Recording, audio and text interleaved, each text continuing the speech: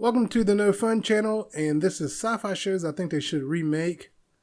Today I'm going to talk about two shows, one of them being The $6 Million Man and the other The Bionic Woman. Starting with The $6 Million Man, it premiered March 7th, 1973 and ran to March 6th, 1978. So it ran for 5 seasons on ABC. It starred Lee Majors, also famous for The Fall Guy, as Steve Austin, not to be confused with the wrestler, and Richard Anderson, who starred as Oscar Goldman. It wasn't until I realized that his name was Richard Anderson that made me realize why Richard Dean Anderson went by Richard Dean Anderson. And the third character, Ruby Wells, or Dr. Ruby Wells, was played by 3 different actors, actually. Martin Balsman, probably saying that wrong, Alan Oppenheimer, and finally Martin E. Brooks. Martin E. Brooks is the one who popularized the character and is best known for playing the character.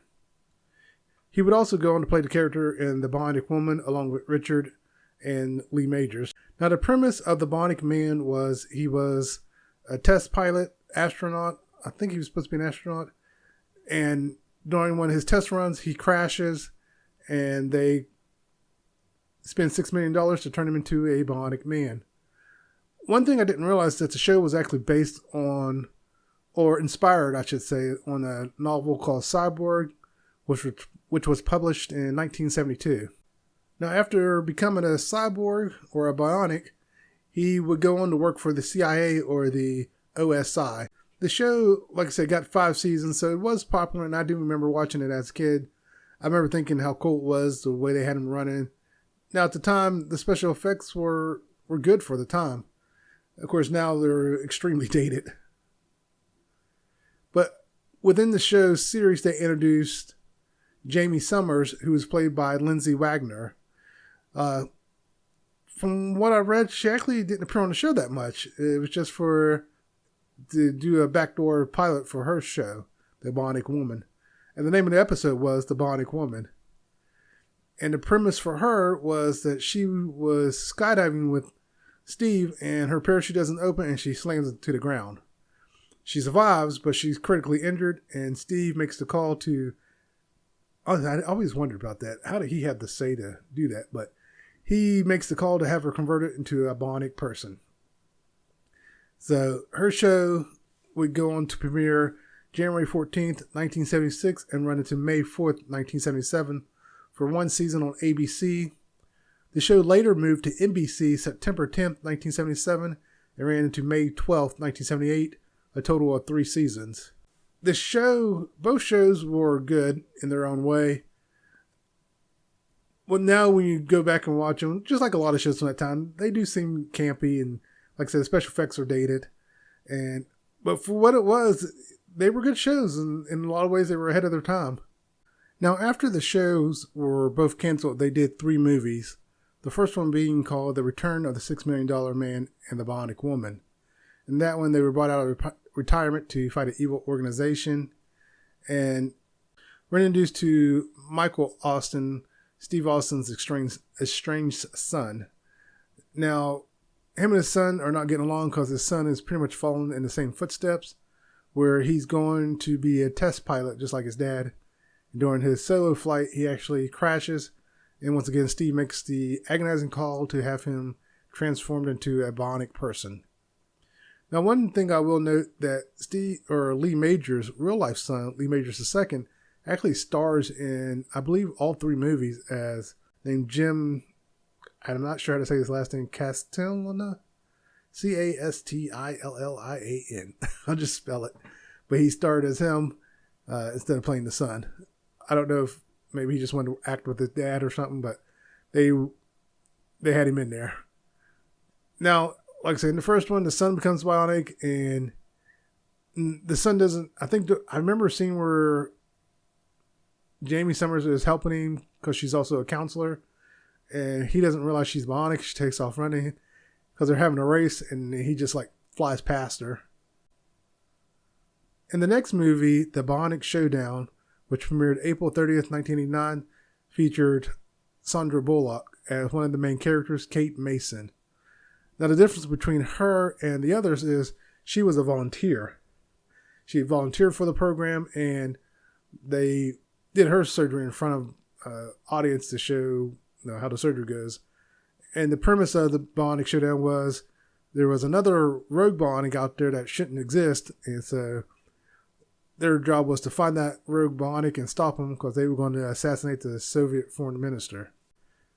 And the final movie, Bionic Ever After. Now, in the first one, Steve Austin actually proposes to Jamie, but it's not to the third one where they actually get married. And the third one also, it's later discovered that Jamie's bionics are breaking down and they don't know why. But then it's later discovered she was actually sabotaged. Someone implanted a virus into her bionics, causing them to break down. And of course, they find a cure, they save her, and life goes on. Now, Lindsay Wagner and Lee Majors are both still alive. So, when I was thinking about how they could bring this back, there were a couple ways I could thought about it. I should also mention, I do know Bionic Woman was remade, and I'm just kind of going to ignore that. The main reason is, I did try to watch it, and I just couldn't get into it. And I don't know if it was the acting or the writing, dialogue, or all the above, but it just did not appeal to me. There was something missing, and I don't know what it was. I know it felt like they were trying to go darker with it, and I think they dropped the ball when they did it. So that's pretty much all I'm going to say about that. But as for bringing them back, they could actually do another movie, because as far as I know, they're still both active. Last time I checked, Lee Majors is still active and Lindsay Wagner is still acting. And I do know that Lindsay Wagner sometimes will even show up at like cons to sign autographs and stuff. I don't recall if Lee Major does that. So one way I see them coming back is they have the two main characters or four main characters. You know, they could also bring back Sandra Bullock as Kate and bring in Michael Austin as well. They could have, Steve, Jamie, Michael, and Kate all there helping to train a new generation of bionic people. And this time around, the bionic people are like military or CIA.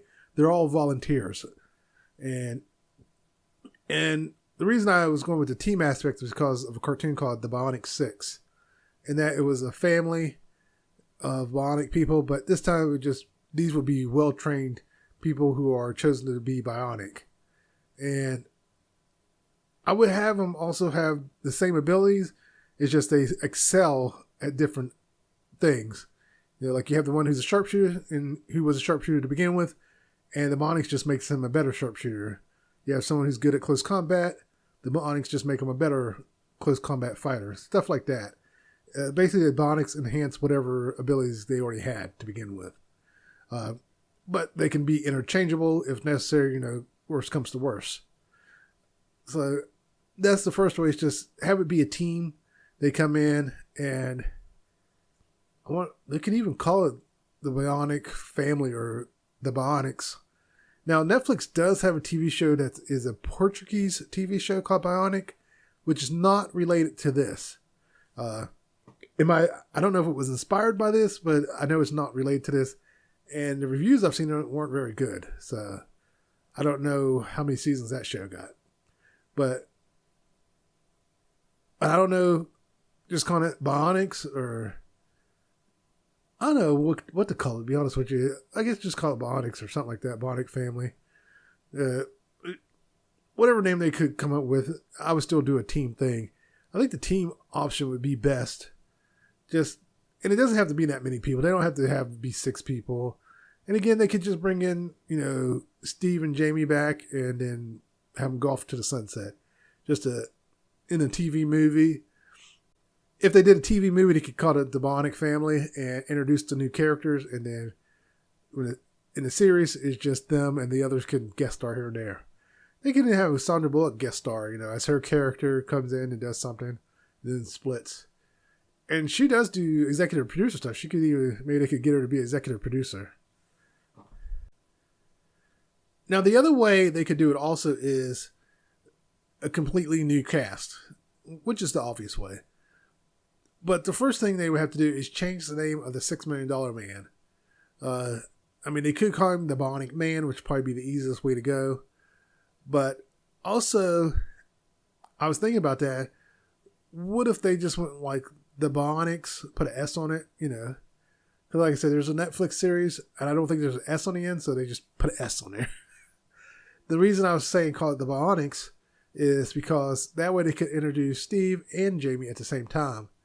They could do it in a 2-hour movie where it starts off, he's already Bionic, and it shows Jamie get injured, and then they can do a flashback showing Steve, what happened to him real quick, and then they carry forward.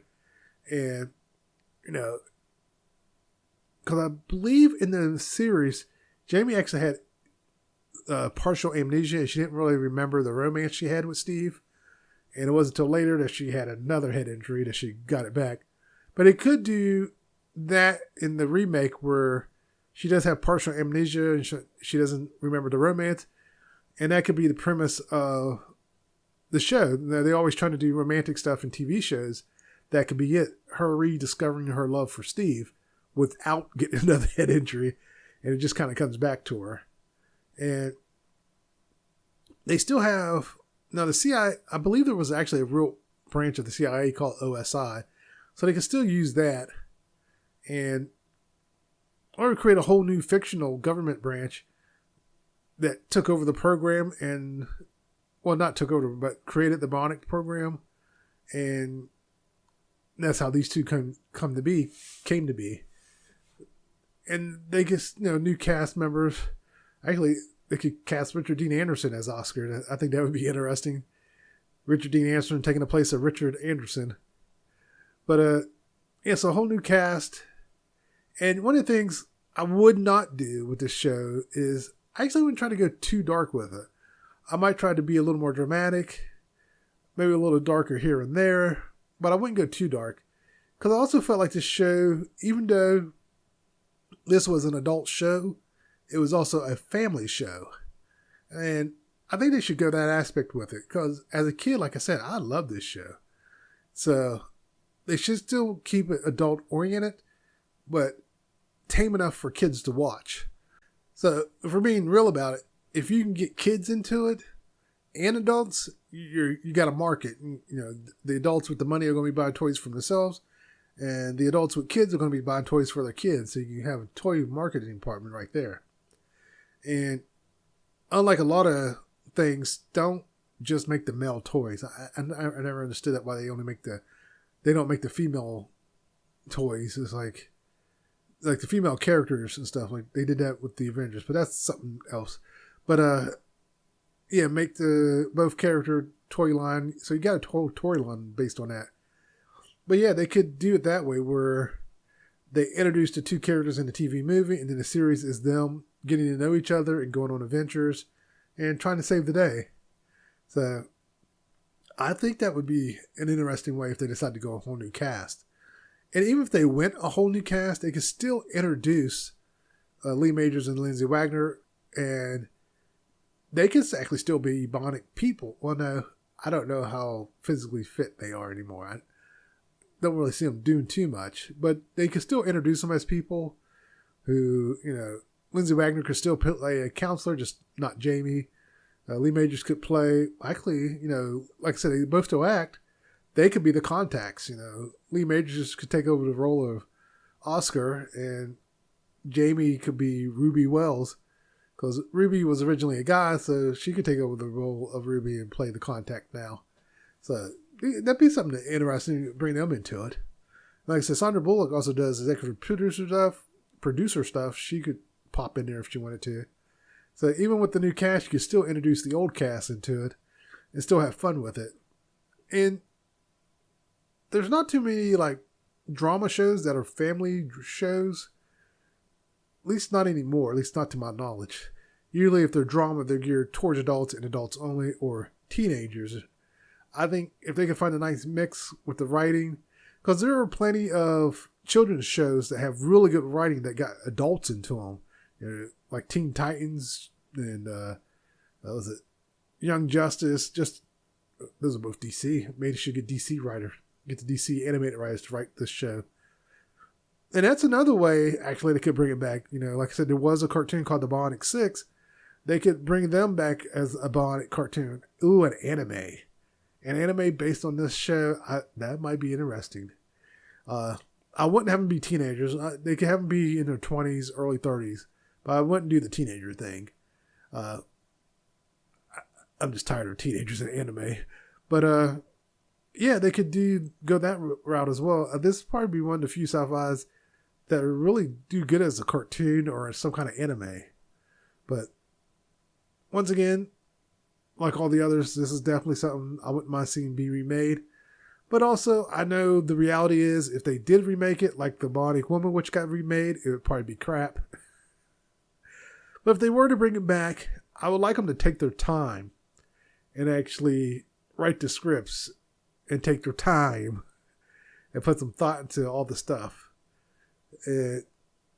I think that with today's special effects, I think it would really do good.